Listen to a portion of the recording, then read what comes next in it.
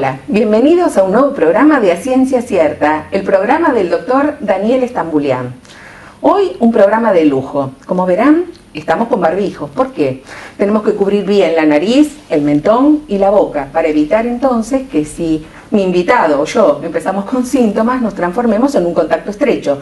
Así debemos protegernos. Aparte mantenemos la distancia, nos hemos lavado las manos y el ambiente se encuentra ventilado. Cuidémonos. Hoy, como les decía, yo que ustedes no me movería de ahí, porque el programa es maravilloso. Contamos con la presencia del doctor Miguel Esquicián, que es psicoterapeuta, psiquiatra y pastor evangélico.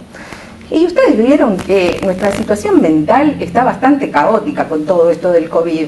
Entonces le pedí a Miguel Esquicián que por favor nos dé tips. ¿Cómo mejoramos nuestra salud mental en esta pandemia? Miguel, muchísimas gracias por haber venido. Muchas gracias por la invitación, es un gusto estar con cierta frecuencia en este tema que nos está tocando tan fuerte, ¿no? Hay un grupo de psicólogos cristianos españoles que han hecho una publicación muy linda que la han llamado Cuando el túnel se alarga y el camino se angosta. ¿Y eso qué sería? Y porque te acordás que pensábamos que era 2 meses, 3 meses y se terminaba. Mientras nos reíamos de lo que hacían los chinos con las comidas y todo eso. La cuestión que ya estamos en la segunda ola nosotros, se habla, tengo familia en España, hablan de que ahora empieza la cuarta, porque ya pasaron la tercera. Todo esto por la no vacunación y bueno, se alarga el túnel, ¿no? Y un túnel genera incertidumbre, porque si es cortito uno ve la luz cuando deja atrás y la luz adelante. Pero cuando se alarga, no ver la luz genera mucha desesperanza. ¿Y vos notás que, digamos, las patologías mentales son diferentes el año pasado, en la primera ola, y ahora, como que ves las consecuencias de esa primera ola? En realidad, la cronicidad lo que hace es, este estado de alerta permanente, hace que disparen más las cosas que habían. Uh-huh. Difícilmente aparecen cosas nuevas. Por ejemplo, la persona con un cuadro de ansiedad, esta está exacerbada. La persona con un rasgo paranoide, que desconfiaba de todo, desconfía más. Uh-huh. No hay patologías nuevas. Sí se está hablando de la depresión COVID-19, porque todos sabemos que va a estar ligado hasta que esto se resuelva, pero responde a los mismos síntomas y signos de la depresión clásica.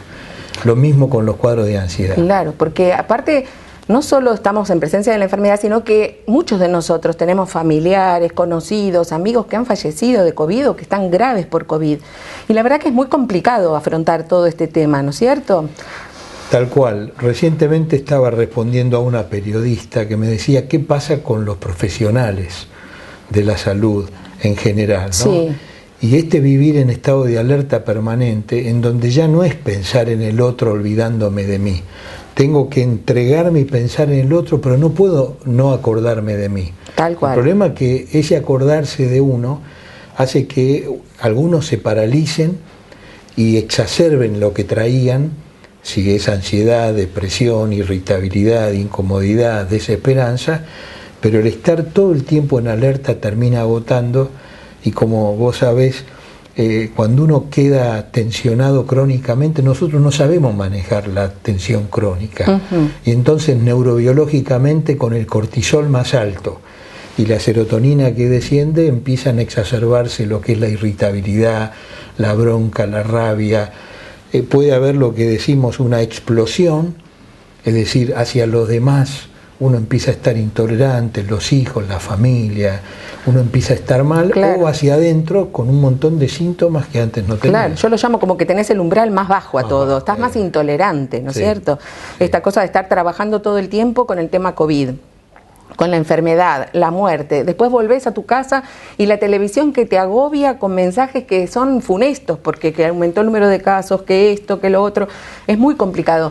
Vos, por ejemplo, ¿qué tips nos podrías dar como para ver qué podemos hacer para mejorar esta situación? Bueno, la verdad es que hay diferentes recursos y están al alcance todos, porque no, justamente al ser algo viral que no requiere mucha complejidad, como que todo el mundo está hablando de esto, entonces hay que hacer cosas sencillas y hay que hacerlas, nos cuesta. La distancia, el barbijo, no reunirnos, no grupos, o sea, pequeños números, y ventilados, estas cosas hay que hacerlas.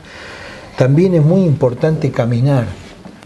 La ciencia ha demostrado que la actividad física entre media hora y 45 minutos diarios es de mucha utilidad. Eso es muy importante lo que vos decís, porque no es necesario que vaya a un gimnasio, que en los gimnasios en general, como son muchos lugares cerrados, no podemos concurrir. Claro. E ir a la calle, a caminar con las precauciones, pero caminar. Sí, en realidad lo que la ciencia nos muestra es que lo aeróbico, ¿no? Bicicleta, caminar, no correr, es decir, una caminata que sea, yo le digo, sin mirar vidrieras, a un ritmo que uno pueda, ¿no? Eso es muy importante. Desde lo físico, chequear también la posibilidad de dormir, ver la parte higiénico-dietética, disminuir las comidas, las ingestas muy pesadas, copiosas, todo eso que más o menos sabemos, nos damos cuenta. Después es muy importante desde lo físico pasar a lo emocional, ¿no? Yo tengo un paciente que viaja mucho y me dice, ahora que no puedo viajar, usted me está obligando a ir hacia adentro mío, a hacer un viaje interior. Y este es un tiempo que puede ser valioso si uno lo piensa desde ese lugar.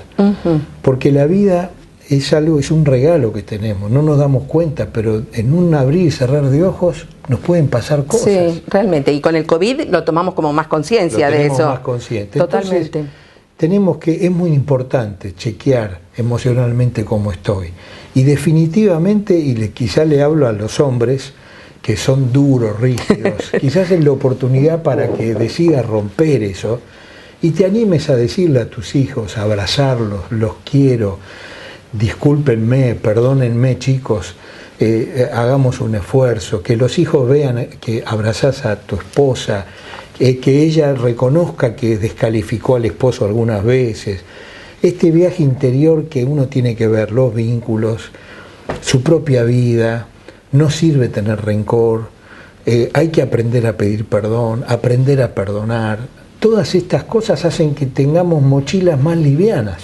Eso es muy importante, la mochila un poco más liviana y frente a toda esta enfermedad, muerte y todo lo demás, lo que vos decís es tener el pensamiento positivo y hacer cosas que favorezcan al otro y que también me favorecen a mí, porque al perdonar al otro también yo mejoro mi situación, ¿no es cierto? Sí, y de alguna manera viene a la frase algo que Stambolian siempre nos dice, el doctor, ¿no? Hay que ir simplificando en la vida. Y la verdad es esa.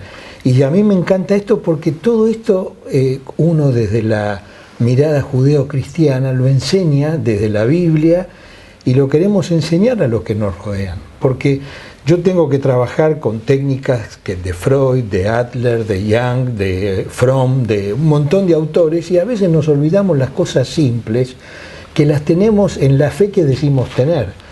¿Será que tengo que chequear lo emocional desde donde yo estoy parado, aprender, tener esos modelos y si no, buscar referentes que me ayuden y que me inspiren a aprender a confiar en Dios, en los vínculos que Él me da? Todo esto es muy positivo y este tiempo que nos hace encerrar y nos permite ver que toca de un lado a otro familias nos puede ayudar a mejorar. Perfecto. Bueno, Miguel, y vos decís entonces que tenemos que dejar las mochilas menos pesadas. ¿Qué otras cosas se te ocurren para sacar de la mochila? Para sacar de la mochila también la cantidad de digamos, el estrés que uno tiene. Tal cual. Medir las horas que trabaja, las horas que duerme. Me decía una persona, estoy sin trabajo, es hora de empezar a usar los ahorros. Y yo le dije, pero ¿tiene ahorros? Me dice, sí. ¿Y para qué ahorraba? Y no sé. Y ahora estoy aprendiendo, ¿no? Entonces, organizarme de ese lugar y darme cuenta que el aquí y ahora me tiene que ayudar a organizarme. Eso también, la preocupación, el almacenar, cuando yo me doy cuenta que en realidad tengo cuando doy. Porque yo cuando doy me abro a renovarme y también a recibir cosas nuevas y no tener almacenadas cosas que a veces cuando después las quiero usar resulta que no tengo el tiempo o exactamente, o la vida necesaria como para poder utilizarlas. Tal cual. Muy interesante, realmente muy interesante. Miguel, Y ahora en el próximo bloque vamos a hablar de cómo repercute en la salud mental de los chicos, ¿sí? Porque viste que los chicos, que abrimos la escuela, que cerramos la escuela, ¿qué hacemos? ¿Qué hacemos con estos chicos? ¿Les repercute? ¿Se sienten peor? ¿Ves algún cambio en eso? Pero esto lo hacemos en el próximo bloque. ¿Cómo no? Dale, muchas gracias. Sigan con nosotros porque estamos con el doctor Miguel Equisián, que nos está dando tips para mejorar nuestra salud mental en tiempos de COVID y esta segunda ola. Muchas gracias, no se muevan de ahí.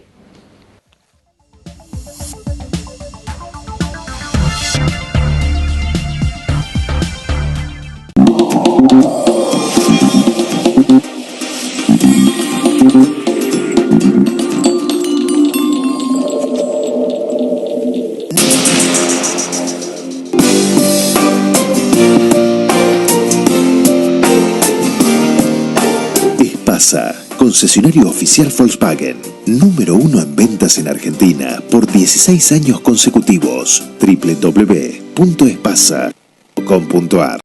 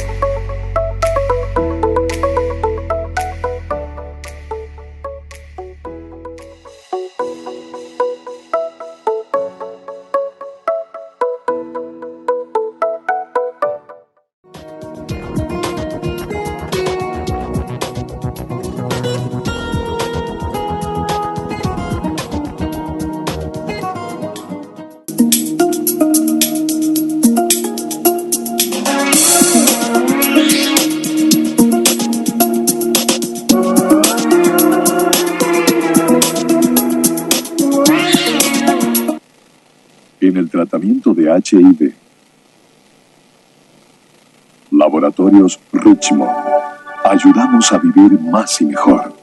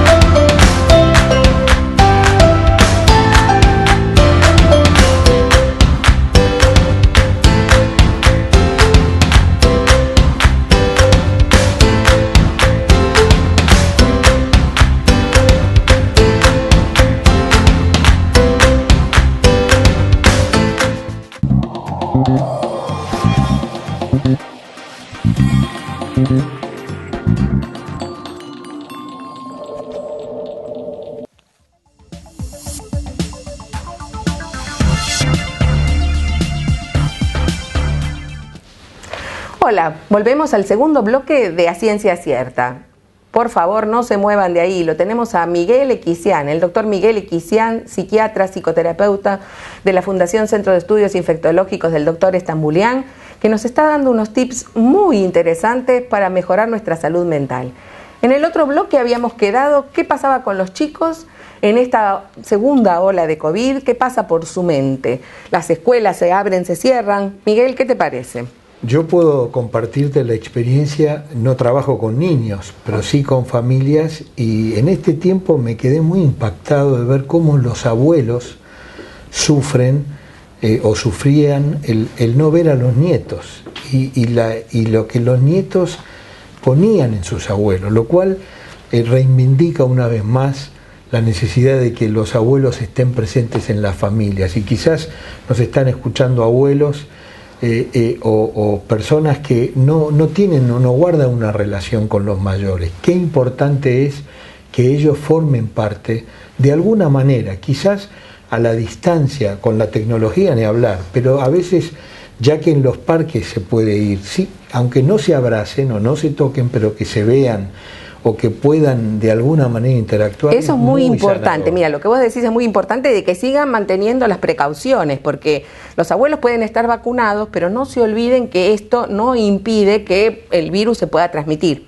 Y los chicos, a veces, siendo asintomáticos, le pueden transmitir al abuelo que tal vez tiene algún problema de base que pueda hacer que su infección sea mucho más grave. Claro.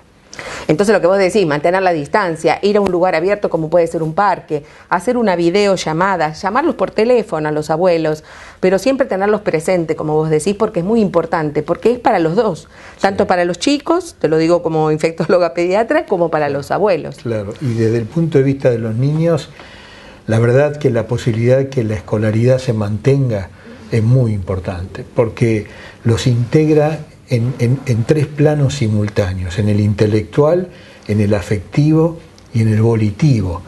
Los chicos que puedan ir, el tema son los adultos, qué se hace hasta llegar a la escuela, pero teniendo en cuenta que están bajo el grado de transmisibilidad a nivel escuela, habrá que recortar mucho otras cosas y dejar lo más posible la presencialidad. Esta es mi mirada como terapeuta. Como terapeuta. ¿No? Porque es muy importante los chicos, si no se les empuja a crecer de manera desequilibrada desde lo psíquico, porque lo intelectual va a costar, lo afectivo queda frenado y lo volitivo se lo estimula, entra al suma, y llega un momento que quedan fracturados, ¿no? Sí. Entonces ahí es un y que tema aparte delicado. los papás lo que te cuentan es que les cuesta concentrarse también, ¿viste? En el Zoom, que extrañan a sus amigos, que se encuentran también más irritables.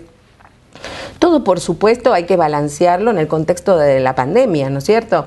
Como vos decís, lo ideal es que vayan al colegio, pero bueno, hay que, viste, los centros de control de infecciones de Estados Unidos te dicen que hay que ver cómo está circulando el virus en la comunidad, porque a veces la autoridad sanitaria puede regular que se cierre, pero tratemos de que, bueno, si es ese cierre, que sea lo más corto posible para que rápidamente los chicos puedan volver a sus actividades normales, ¿no es cierto? Porque muchas cosas les estamos diciendo a los chicos que no pueden hacer, que antes les decíamos, ¿no es cierto? Por ejemplo, el compartir juguetes, el compartir un alfajor, y ahora pobrecitos no pueden hacer absolutamente nada de eso. Y explicarles todo eso es complicado, ¿no es cierto? Sí. Este es el contexto que nos toca vivir, y teniendo en cuenta la exacerbación de las dos grandes patologías tronco que vemos que están creciendo, los cuadros depresivos y los cuadros ansiosos, quizás puede ser bueno recordar a la teleaudiencia qué cosas son las que uno puede empezar a pensar para ver si tiene que consultar o no. Eso es muy importante. ¿Cuándo deberíamos consultarte? Porque ya la situación de nuestra capacidad mental está agotada. Sí, quizás hay que tratar todo lo que rompa el equilibrio, hay que prestarle atención. Bien. Es como una luz amarilla, ¿no? Entonces, si hay cambios de conductas muy alevosas que se sostienen más de 4 o 5 días, la que sea, tiene que llevar a un diálogo para ver, y que uno le pregunte al otro, ¿no? ¿Cómo me ves? ¿Cómo ves que estoy? Porque a veces uno mismo empieza a tener distorsión, porque puede estar mal desde el punto de vista psíquico. Claro. pero de una forma muy sencillita en cuanto a la irritabilidad. Porque a veces la depresión es lo último que viene.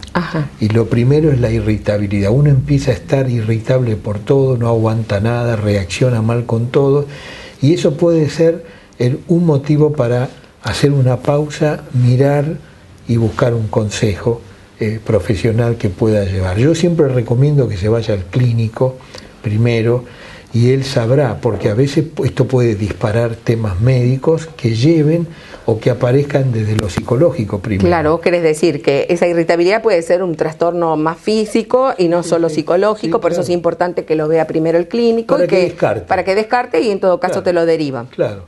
Estamos viendo pacientes que empiezan a hacer cuadros de hipotiroidismo, de diabetes, incluso parkinsonianos, ¿no? Ahora no lo vamos a atribuir a la pandemia, pero el estrés crónico está despertando cosas, y a veces uno va al psicólogo o al psiquiatra que no advierte lo médico y puede estar un tiempo hablando o medicándose, y resulta que hace falta un análisis de sangre, una mirada médica que nos dé tranquilidad. Exacto. Y esa tranquilidad después podrá ser asistida por otro profesional, ¿no? Perfecto. Entonces, consultemos si tenemos irritabilidad. ¿Qué otra cosa más nos tiene que llamar la atención? El cómo duermo. Una cosa es tener dificultad para conciliar el sueño. En general, cuando estamos ansiosos, preocupados y atolondrados en la forma de vivir, nos cuesta conciliar.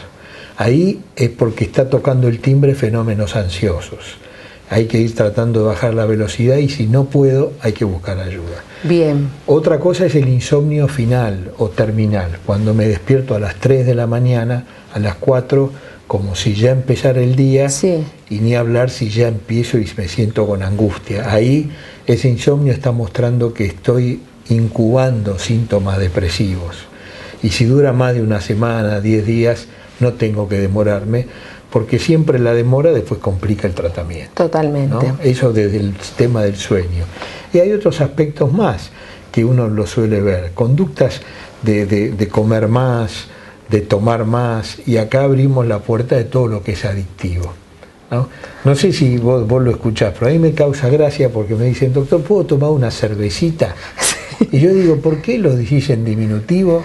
¿Por qué cervecita? Y menos culpa, claro, culpa. Un vinito. Un vinito, no, menos culpa. No es cervecita, es cerveza, es vino. Claro. El tema es que estamos notando un incremento de bebidas blancas muy, muy fuerte, y eso es un golpe. Si lo otro es un golpe, viste, suave de izquierda, siendo diestro el boxeador, la bebida blanca es un cross de derecha pesado en el mentón, muy fuerte.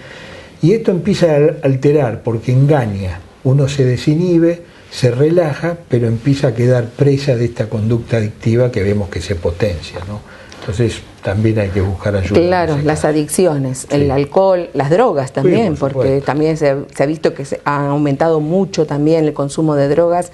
Y la automedicación con psicofármacos, por ejemplo, porque viste que alguno dice: no puedo conciliar el sueño, me tomo esto, me tomo lo otro. ¿Qué opinas vos de esto? No, bueno, es un disparate. Ya en nuestro país ya somos abanderados. Tal cual. En la automedicación, y con todo esto, los mismos pacientes ya vienen y le dicen, cuando uno insinúa que va a darle, por ejemplo, un nombre comercial muy conocido, ¿no? De Roche, o era de Roche, el del clonazepam, dicen: ya lo tomé, como diciendo: ya vengo, pero ya lo tomé. Claro, quiero algo más fuerte. Quiero algo más fuerte, ¿no? En realidad, porque claro, la sintomatología preocupa mucho, pero hay que ir a la causa. Y en este sentido es que, si me permitís, Marité, yo quiero contrastarlo con aquellas personas que han aprendido a confiar. Yo me encuentro con gente que dice: yo no tengo fe, doctor, qué suerte que usted tiene fe. Como si el tener fe o no es algo especial. En realidad todos tenemos fe, porque la fe, según Emmanuel Kant, es algo que tenemos todos desde el nacimiento, neurobiológicamente, nacemos con esa capacidad. El tema es hacia dónde lo conducimos. Si nosotros aprendemos a confiar y a descansar en los próceres que ya no están, en la enseñanza que nos dan, en los políticos que tenemos, y toda esa confianza la mandamos, estamos liquidados, porque es la desesperanza todos los días. Pero si nosotros aprendemos a entender que somos criaturas, que podemos vivir con nuestro Creador, podemos aprender de los ejemplos que nos da Jesucristo, porque entiendo que hay un público mayoritario y porque las enseñanzas que nos dan son tan hermosas y libros espirituales que nos instruyen, eso es un músculo que uno entrena.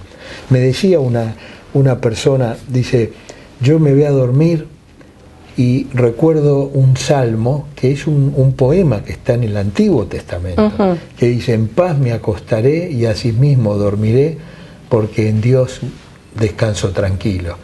Ese ejercicio, que no es una vacuna, porque si esa persona tiene insomnio, eso no lo va a hacer dormir, pero es una invitación a empezar el día recordando que ya que el día va a tener algo difícil, pero que lo voy a terminar porque tengo cosas que ordenar, al otro día hay que empezar de vuelta. Esa conciencia debajo de alguien que es mayor que yo, que me invita a que aprenda a confiar, eso es muy sanador, y la ciencia lo está demostrando.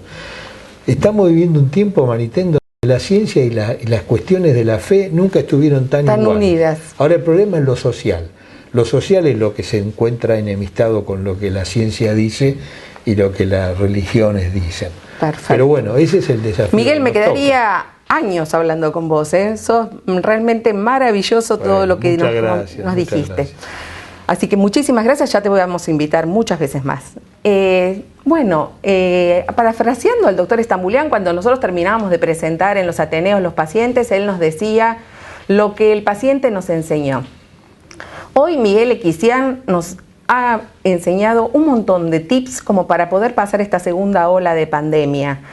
Nos dijo que la mochila tenía que ser menos pesada, que aprendamos a decir al otro que lo quiero, que lo aprecio, de poder manejar los afectos, los nietos con los abuelos con los nietos, a través de como sea, que caminemos, que tratemos de dormir mejor, que tratemos de trabajar las horas necesarias, que desconectemos los televisores, como para poder también hacer un insight, empezar a pensar en nosotros adentro nuestro y no tanto lo que pasa en el exterior. Buscar cosas que nos puedan conectar entonces con la positividad a pesar de todo lo negativo que uno escucha a partir de esta epidemia de coronavirus. Así que bueno, les agradecemos muchísimo la presencia y los esperamos en el próximo programa de A Ciencia Cierta, el programa del doctor Daniel Estambulián. Muchas gracias y sigan cuidándose. Recuerden siempre, barbijo, distancia social, ambientes ventilados y lavarse las manos. Muchas gracias y será hasta la próxima.